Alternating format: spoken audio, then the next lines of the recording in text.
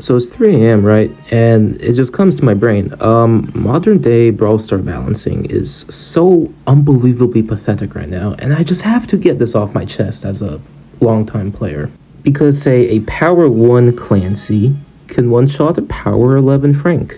What sort of shrooms was the balance team on? I believe they had one person for a while, but I think it's a team now. And if it's a team, how do multiple people agree that a brawler at Power 1 can one-shot the tankiest brawler in the game at Power 11? That is, I think, the culmination of the downfall of whatever the fuck Supercell has been trying to cook up with balancing in this game. I am going to go through the early access brawlers throughout the last, say, 8 months, and we're going to see that they have been broken, either literally or way too strong, every single time. Kit, I almost made a video like this when Kit came out, because that was fucked, and he was that buggy. He should have not won past testing. How does that even happen? Then we got the good old robot twins. Now that was a mistake I cannot put into words. Just disappointment. How do you... Oh man, that was sad. That was so sad. And the fact that a message got leaked, Adrian said they were balanced. That guy must have been on like Walter's Crystal Blue if he thought that was balanced, cause no. Just no. Or Angelo at release. I can understand his main attack doing a lot of damage, but his super letting him one-shot almost every brawler in the game as a sniper. And, like, unlike Mandy, who does, 5k with a super, is hard to hit. You hit one shot with Angelo while sitting in your little fucking piss pool, 8,800 damage. I like to believe that whoever thought that was smart got lobotomized. That's the only way I can cope with such a decision being made. Now, I don't remember if it was Melody or Lily after Angelo. I'll just say Lily, she came out weak, and I could understand why they buffed her, and I think she's in a fine place now. So for once, they didn't make me want to shoot myself with a brawler release, which is pretty nice, you know, just a break from the depression. Then we got Mommy Melody. I mean, she's, you know, everything you want, right? But no, her stats were too overloaded. What were they thinking with what? 3 dashes, 8,000 health. Her shield gadget would push her to almost 10,000 health. You probably get my point now. The amount of broken brawlers on release is too much. Non-stop, non-stop, non-stop. Like, are we supposed to just say, oh yes, daddy, Supercell, bend me over and fuck me like a good girl. Give me more Clancy's to one-shot me. Yes. Hell no, it's dumb. And I do get they want to release brawlers strong, so they leave a lasting impact and don't fall off after like a month. But it's too much. They need to reel it back. Maybe 20-30% less of the OPness, if you will. Now, my point here is that while the new brawlers are busted, they also just cause power creep, such as taking parts of a brawler's kit and just throwing them in as like a side thing. Leon's whole thing is based off his personal invisibility, the way he turns into my dad, right? Kit just gets it as a green button. I think that is incredibly stupid. The cardboard box element, like a cartoon, I get that. But that's just do something more creative instead of just ripping off a brawler's super and turning it into a gadget. That is unhealthy. Power creep like that should just be avoided at all costs. This is an interjection. I realized I could have added more to the power creep section, such as, say, every single tank kind of pushing Daryl out of his role. Bull is a better aggro shotgunner. Jackie is a better all-arounder at this point than Daryl.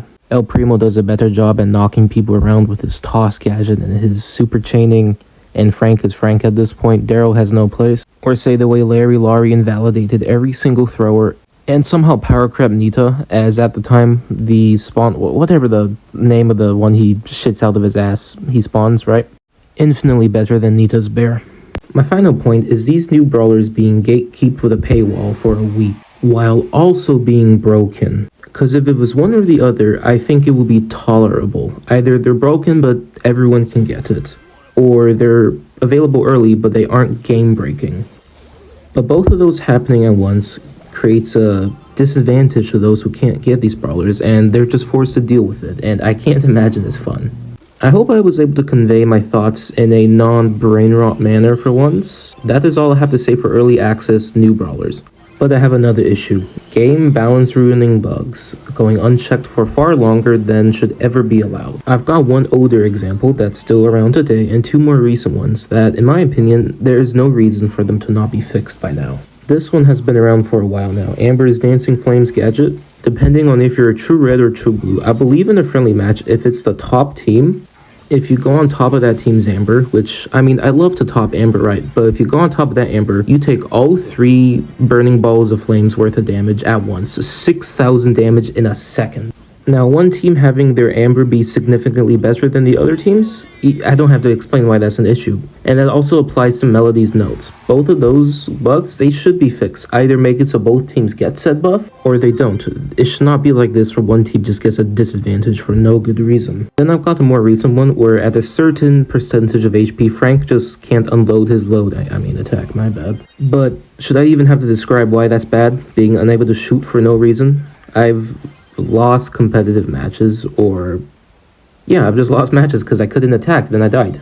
You've probably seen random memes with that. It's funny, but at the same time, that shouldn't be in the game for more than like a week. It's been in the game for about a month now, ever since its rework. And then we have Gale's super bug, and this has happened before when a brawler gets a hypercharge. They get the hypercharge super without using their hyper. Bull had that on his release. Every super was an 80% reduction, but it got fixed relatively quickly. And now Gale has that bug, and they even said they fixed it in patch notes. No, it's still here, and now what I hate is that it's inconsistent. With Bull, you at least understood, okay, every super, he still has the shield. Gale, sometimes he just farts out a single wave of his stupid snowballs. Or sometimes he bullshits you with 2 waves of snowballs and does like a 3k to you. I hope now that I say stuff like this out loud, you see that stuff like this should not be in the game for such a long period. Gale and Frank being like this for a month, Amber for maybe a year, Melody since release, stuff like that should just be fixed soon, not just left to rot. Now, to conclude my yapping session, I have this comparison with another game I would like to make.